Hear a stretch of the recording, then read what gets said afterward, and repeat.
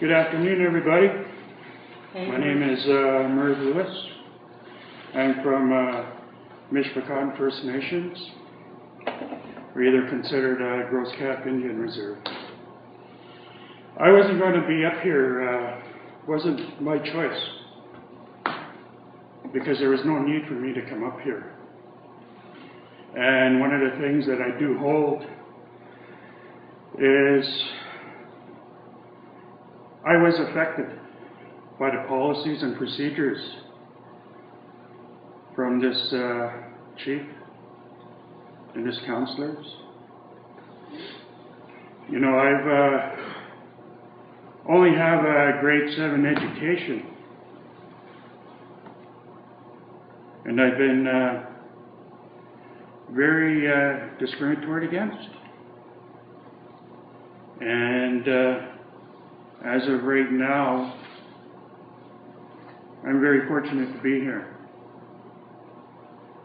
And today I will protect my life with anybody and from anybody, institution or non-institution. I came to this high school here in 1980. Today I walked around the hallway to reminisce on where I was when I was a 13 and 14-year-old. You know, and a lot of things that were on here. It said stop bullying. And there's a little thing there. It tells you what bullying is all about and what happens and how it occurs. And I guess today, that's why I'm here today. I'm here to let the Canadian people know what occurred. For the last month and a half, talk about Canadian politics. I'm not a politician. I'm not a lawyer. The only thing I can tell you, I'm an Indian. The only thing that came to my mind when I put my name on candidate was the 3 different styles of levels of status. You have your Bill C-31s, you have your 6.2s, and you got a 6.1, and that is I. You know, people talked about that they didn't know the pain that came. I can tell you, we have problems with our membership.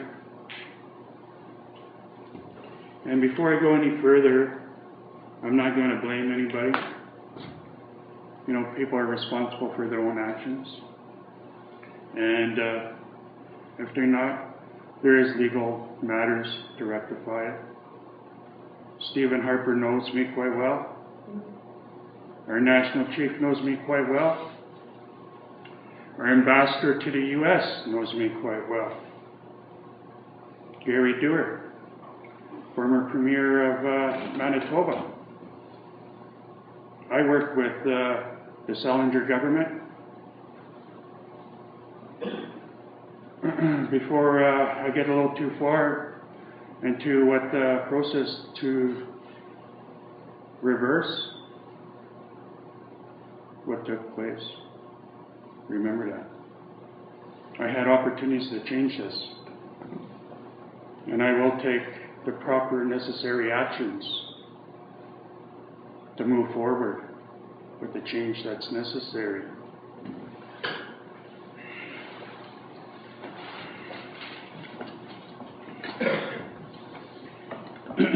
Canada Day, formerly Dominion Day, add to the mix of our regional differences.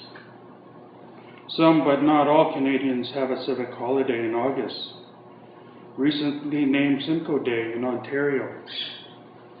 Only Albertans can take Family Day in February. Only Quebecers celebrate St. Jean-Baptiste Day. This Canadian blend is even more in evidence in our politics. Side by side with terms from the British Parliament tradition, backbenchers, the House, MP, official opposition, press gallery, throne speech, whips are terms uniquely Canadian. Crown Corporation, First Nation, grit notwithstanding flaws, Premier, Red Tories, and sin. We have a federal system like the US, but only Canadian can now be federalist or disregard the Senate or consider Lieutenant Governor above politics. And here too, provinces differ with each other.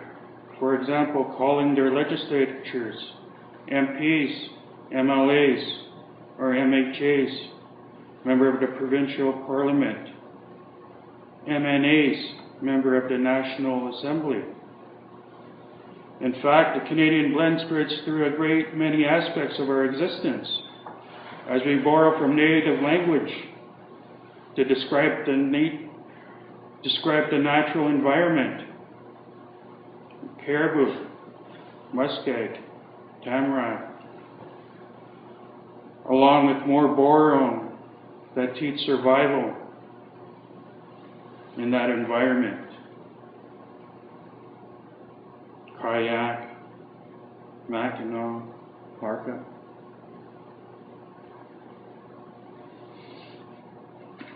This Canadian blend is a natural result of the history of this country.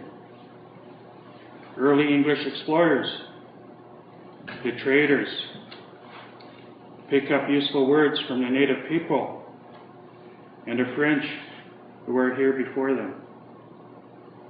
The very name Canada is probably based on an Iroquois word transmitted through Canadian French. But it was not until the 18th century that the English began to be a significant language in the territory. In the Treaty of Utrecht, 1713, France gave up Nova Scotia. And so it opened up to the English settlers from New England. France lost a lot of its North American colonies to the fall of Quebec. 1759 meant still more English speakers both in the Maritime provinces and in Quebec. Shortly afterward came the American Revolution of 1776-1783, which caused some 50,000 United Empire loyalists determined to remain loyal to the King of England, to flee what is now known for the first time, the United States. And the population of the Maritimes and Quebec swelled. And for the first time, Ontario began to get English-speaking settlers as well. A second, stronger wave of Americans, we call them the late Loyalists, arrived in the last decade of the century, moved not so much by loyalty, but by the hunger for the land. Our recent linguistic history has been most eventful for all.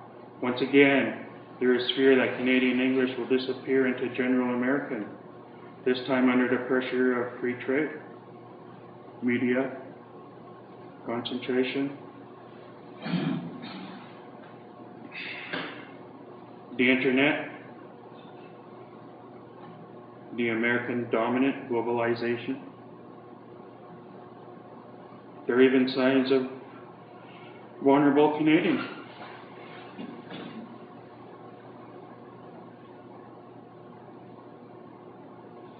Yet, as a Canadian,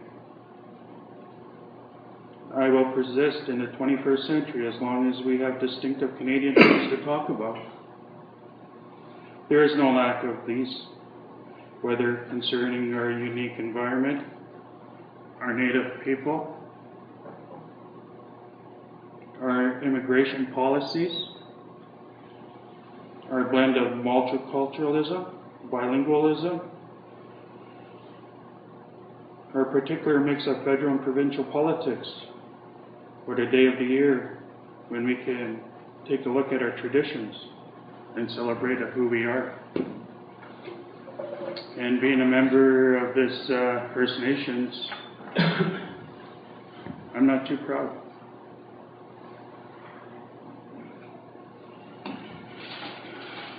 You know, there's a thing that happened a couple of years ago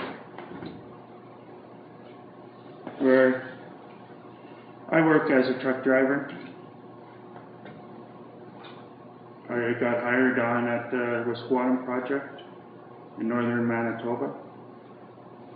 And after being there 6 months, they said I can no longer work there. So I had gotten back, got support from our letter, from our chief and council of acknowledgement. And nothing really happened. What came out of there was broken treaty rights. And that's where I come into the picture. I've been injured. I've been injured in Corrections Canada. I've been there for 20 years. Today I live off of $311 a month.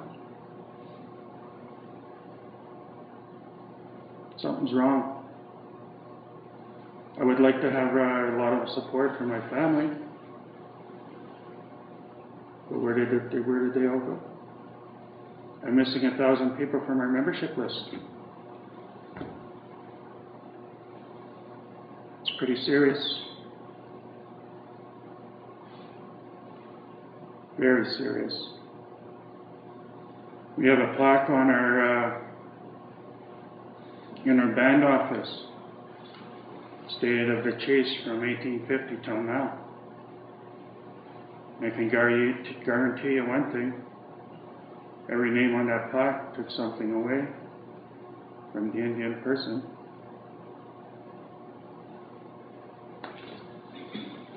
And you know what? I'm just getting started.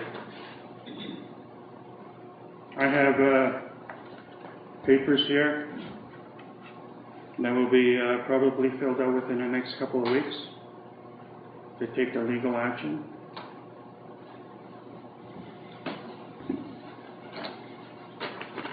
We have offices for fingerprinting.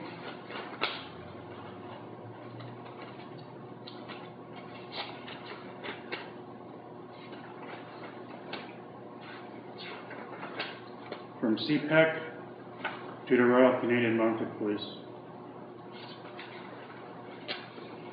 Minister of Aboriginal Affairs, John Duncan.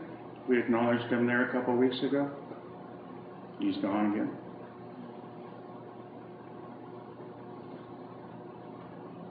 And we're going to write some more letters to the Alberta government. Homeless children, Harper, and a lot of my other buddies.